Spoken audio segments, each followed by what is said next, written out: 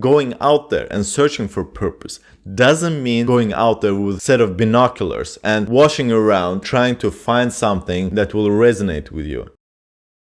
Do you have purpose in life? If not, this video is for you. Purpose is very crucial for personal development. It's very seldom about gaining financial stability in life, but more than that, it's about finding peace of mind. And yet again, I invited our brilliant rabbi, Abraham Twersky, to tell us about purpose and how to go about finding it. He has very great insights, so let's dive into it.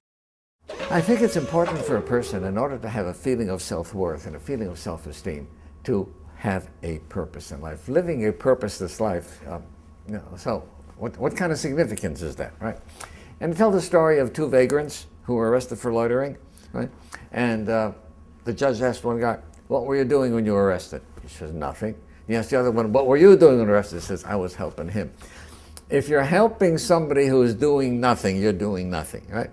This goes to the things that you do in life that you don't have any belief in. Like having a job that you don't resonate with in any way and keeping up with it so you can go by and provide for yourself and put food on your table and put roof over your head. Your physiological needs are met, but your soul is crushing because you feel that void. And you cannot seem to get past that fact because it will always eat you from the inside. Your body will always be in an alarming state, letting you know that something isn't right and you have to make drastic changes for that feeling to disappear.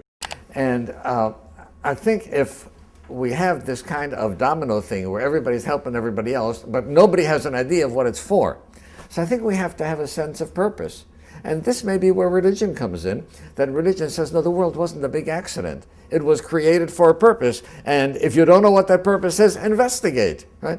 If we go back in our history and analyze how we lived during the caveman days, we would quickly realize that our purpose was merely to satisfy our physiological needs. Hunting, gathering, eating, sleeping, getting by. The dangers of the wildlife lurking around the corner was our main concern. But now that we're stable, we have abundance of food and shelter, we're in abundance of security, safety, interaction with others, our soul starts to crave for something more, something bigger, something outside of us. And this is the reason why many wealthy people dedicate their lives to philanthropy, feeling at peace and finding fulfillment only through giving back in any way, because the next step in the journey of personal growth is spiritual one. And yeah, as the rabbi said, many people need guidance, leadership. That's why religions were very suited into big societies and civilizations, so that it could have specific limitations on people, preventing them to become chaotic and lose their minds, so that they could have direction and sense of belongingness. Look for a purpose in life, a purpose of the world and a purpose for yourself in the world, because otherwise, to feel purposeless, my example is this. What kind of things have value to us? I tell people, go home and look at what kind of things you own. Right? There are some things that are aesthetic, ornamental. They have no function, but they're ornamental. And there are some things that have a function, and their value is in their function. Okay. You have a beautiful grandfather clock. Right? It stops working, it can't be repaired. You keep it there because it's a beautiful piece of furniture, right? It's ornamental, it's attractive. You have a can opener that goes dull. It's not ornamental, you throw it away. Okay. Ornamental, aesthetic versus function. Those are the only two criteria for value. This is a great analogy to femininity and masculinity. Femininity, most often than not, is about showing, exuding, granting warmth and colors, whereas masculinity is about explicating, finding resources, analyzing, solving. And this is precisely where you see the problems in younger generations, particularly in men. Women are on top of their game when they're young and vibrant and youthful, are very demandable and get great amount of attention, whereas young men are very purposeless. They don't know what to do, where to direct the energy. They don't even know what masculinity is about and what they should do in order to change their lives, in order to transform into manhood. And this becomes very prominent in families without a strong father figure. Young guys running around like headless chickens. And as we know, that transformation into manhood takes a lot of time, dedication and work. They get confused in society telling them that they can also be ornamental, that they will have to show up and they will get everything, which is not true. And it becomes a crisis in life when they realize that. What about me? Ornamental?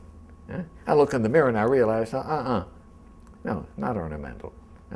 Well, my value then has to be on function. Well, what is my function? Is my function coming home from work, kicking off my shoes, putting on the slippers, sitting in front of the TV with a six-can of beer? That's not a function that can make anybody proud of being who oneself one is. So that's why having a rut for a man is disastrous. Catastrophe when you just do the same things every day on and on and on without having any direction where you're going, without having a set up plan, strategy to how to come to that place of your wishes and ambitions. I have been participating in the career pyramid only for a brief moment, and even at that it was killing me inside. I didn't want to be there. Same old every goddamn day. Same people talking about the job, the project, on a lunch break, coffee break, break. It made me crazy. I wanted to do something more, something fulfilling, to feel alive. So I think that in order to get a good sense of self-worth, and by the way, to give it to our children also, we have a purpose. What is my purpose in life? And within the family, what does this family stand for? If we look for purpose, right? There was a very great rabbi who says, the looking is the finding, right? Search, it's not a pot of gold at the end of the rainbow, right? I just want to make this crystal clear, to clarify that going out there and searching for purpose doesn't mean going out there with a set of binoculars and washing around trying to find something that will resonate with you. No, it doesn't work like that. Searching for a purpose means to be aware, being attentive to your instincts, to your gut feeling, knowing where to take a turn or go straight ahead. Searching for a purpose implies to not miss out on that when it comes knocking on your door. But as you search, you develop your traits, you develop your skills, you develop your philosophy of life. Begin to search. Too many people don't search. Everything is taken for granted. This is the way the world is. The pitfalls for young people these days, and I say young people because it's hard to teach an old dog new tricks. If you are an older person, you have to be very open-minded, not tied down by your ego, in order to make some huge changes in the middle of your lifespan. And those pitfalls are that if you get a job, you make some money, and that's it, you stagnate. You don't improve yourself. Because a young mind is hungry for attention and partying and socializing, it doesn't realize that it will come time when restlessness will creep up and start to demand some answers. That's why you have to keep improving and bettering yourself in the search for that purpose to come into your life. And when it does, you will have great set of skills that you need in order to proceed with that purpose of yours. Just realize this, all your experiences will culminate in one single particular purpose of yours. At the moment being, because purpose can change, dependent on where you're at in life. Be open-minded and invest in yourself. So I think that we have to search for purpose. Many people will find a humanistic purpose. My purpose in life is trying to make life better for others. My purpose in life is trying to do something about the environment, right? To avoid acid rain, whatever. Okay. My purpose in life is trying to do something about famine in Ethiopia. You can find a purpose, but you have to look for a purpose.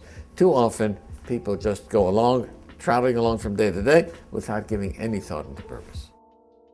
Searching means being self-aware, acknowledging your own thoughts, not keep distracting yourself with gadgets and social events, being very strict on spending time with yourself, to pick your own brain, to dig deep in your mind, to understand where you're going and your deepest desires, essentially forming a character with very specific morals and values. And when you have a clear picture of who you are, it will become very much easier to attract that purpose from the universe, because ultimately you attract what you are. Rabbi out.